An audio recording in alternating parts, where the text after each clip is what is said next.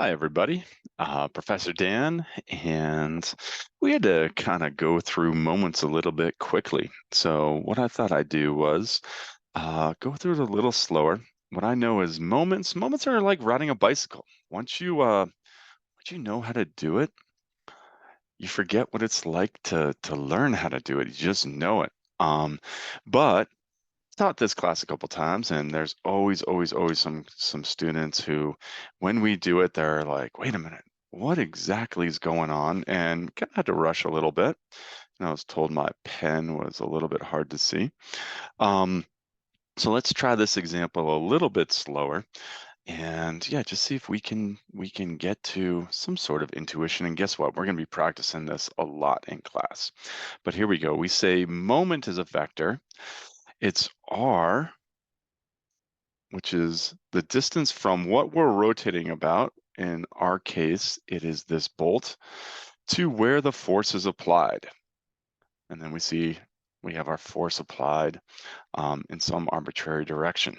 Now, if we know R, if we're in math class, we're given things like R, and we're given things like F in like I and J components. And if we get all those things, that's great. We can take the cross product, and we remember that the cross product gives us something that's normal to our two vectors. And that means it's going to come into or out of this uh, this page. So that's when we do that right-hand rule. So it just says, hey, if R is in the page and F is in the page, if we cross them up and we have something that's non-zero, the direction of our vector is going to be in or out of the page. All right, but what I said and what I'd love to continue to talk about is that you can also think of moment as a distance, the perpendicular distance times f. And what I'll do is I'm going to add the magnitude of that moment vector. And the direction in our case is going to be into or outside of the page. And that's going to be defined by the right-hand rule. Because one of the things we learned, if we have any f and any point that we're rotating about, the shortest distance between our f vector and a point is that perpendicular distance. So that's just what D's saying. All right. So in our particular example, what we can find out is, uh-oh, going a little crazy. All right. So first things first, we can decompose our f vector into its x and y components. And we can actually do the same thing with our r vector. And why do you want to do that? See, that's the thing that's a little bit hard to see. But as we do these problems, if we decompose our f vector and our r vector, what we get are our force vectors and perpendicular distances. So I call it Rx, I'll call that perpendicular distance X. And Ry is perpendicular distance Y. But it is the component of R in the Y direction. So that's not necessarily incorrect.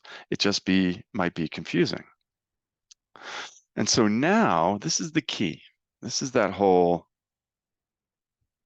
transmissibility, perpendicular distance X. This f of y vector up top here, we said can slide anywhere along its line in an infinite direction. And the shortest distance from where we're rotating, that point, that bolt,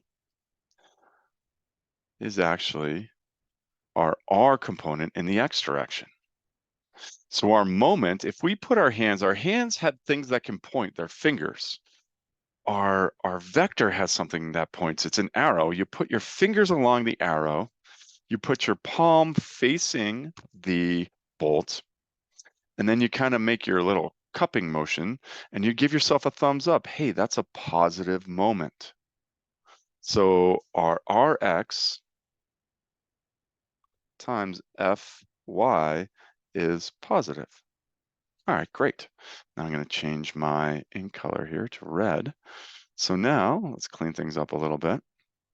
We said our f of x, our component of f in the x direction, can be anywhere on this line. Infinitely off my page, all the way around the planet, all the way off into space, however you think about it. So the shortest distance from this point F to our point that we're rotating about is this distance that I just drew on. But if we look, that is just the component of r in the y direction, or what I said is d perpendicular y. So r ry times f of x. Now the interesting thing, so put your fingers, so your arrow's pointing, your fingers point your fingers in the same direction as the arrow, put your palm facing the bolt, and there's only one direction that your thumb can point if you do that, and that is down. Down, bummer. So that's a negative. So the total moment caused by this force about this point is Rx times Fy, which is positive, plus Ry times Fx, which is negative.